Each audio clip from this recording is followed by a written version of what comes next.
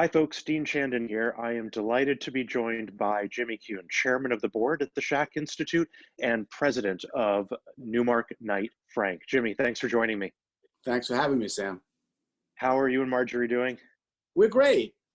We've been here about 6.5 weeks. Are you in New York City or did you decamp to No, another no. locale? We moved out to Quad, to our house where I have my home office. You can see maybe my whole setup here. And it's wonderful. We're one of those evil people who is successful and has a house in the Hamptons. Nothing evil about it. I'm glad you and Right. your family are doing well. Thank you. You have a very unique vantage point as president of Newmark. What are you seeing in the market? So it's interesting. I came into the business in a recession. And I've always felt, and I'll get to this more when we talk about the students, that you really see the future when you get into a pandemic or a financial crisis. So right now what we're seeing is a lot of owners sort of sitting tight. Institutions are flush with capital. They're not seeing a lot of distress yet. I think the Fed has been keeping the distress at bay to some extent, except maybe in the hotel and retail sectors. And even there's not a lot of distress.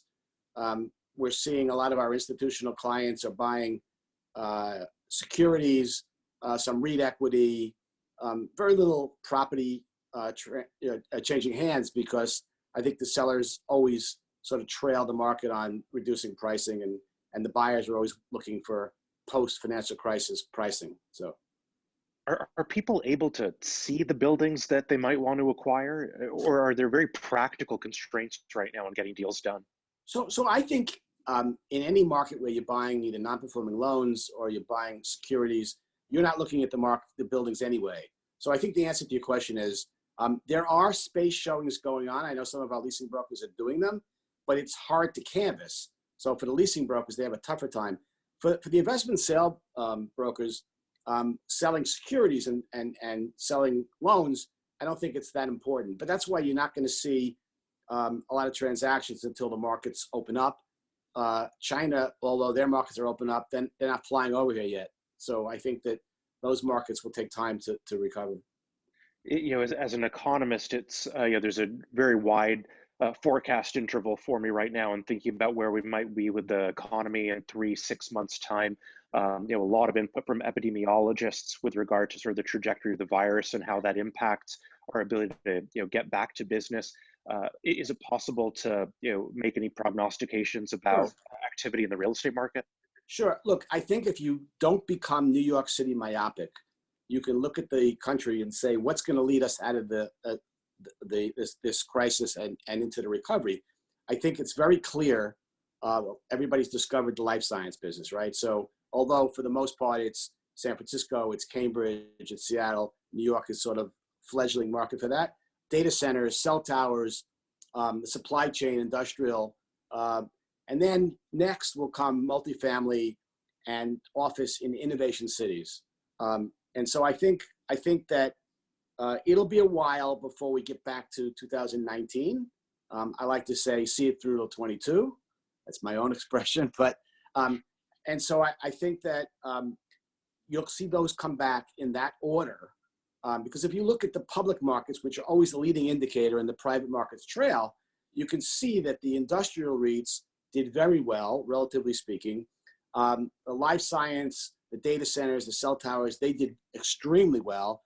And then multifamily did better, although everybody was looking at the April rents and now we're looking at the May rents. But that's a temporary phenomenon.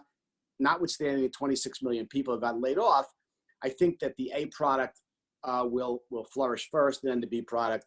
And then, I think the cities that have technology, culture, and infrastructure will be the next out of the economy. So I think that 2020 is over, right? I mean, nobody's going to have a good 2020. 2021 will be okay. And I'm hoping that 2022 will be, 2017-18 market. Yeah. Well, certainly that ranking or that ordering that you gave us around which are some of the sectors that are getting a lot of attention right now, which will be the first to recover, is incredibly useful. Those are incredibly useful observations for our students as they're thinking about how they will engage with the market this summer, and later on in 2020 and beyond.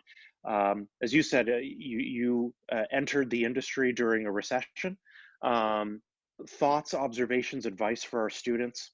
Sure. I think I always say to young people, if you could pick when you wanted to come into the market, it would be in a terrible time. Now, that's assuming you have a job or you get a job. The reason I say that is I don't think that you learn very much in a bull market. Everybody has their 4% cap rates. Everybody has their 11% IRRs, and they check the box and they buy. And we had a 13-year bull market. But now you see the holes. You see what's caused the problem. You see the over leverage. I think it's important for young people to realize that nothing's all the way up.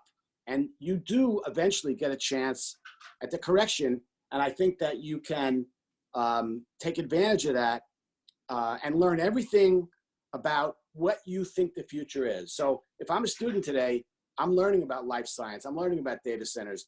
I'm learning about affordable housing. I'm learning about all these things, but on a global basis, not just New York. Look, I think if you saw Facebook just bought a 9.9% interest in Geo. Why do I say that?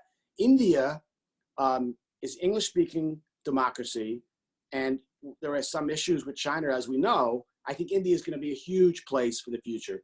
I think Germany and Berlin, innovation hub, London, et cetera. So I think that students during this time need to read. They should have CNBC on 12 hours a day because they can suck up all this knowledge, whether it's economic, whether it's financial, whether it's even real estate. I would read everything and get my hands on, from Fast Company to Forbes to the Wall Street Journal, and read everything you can about all these different food groups that I think are not your standard check the box rental housing office buildings.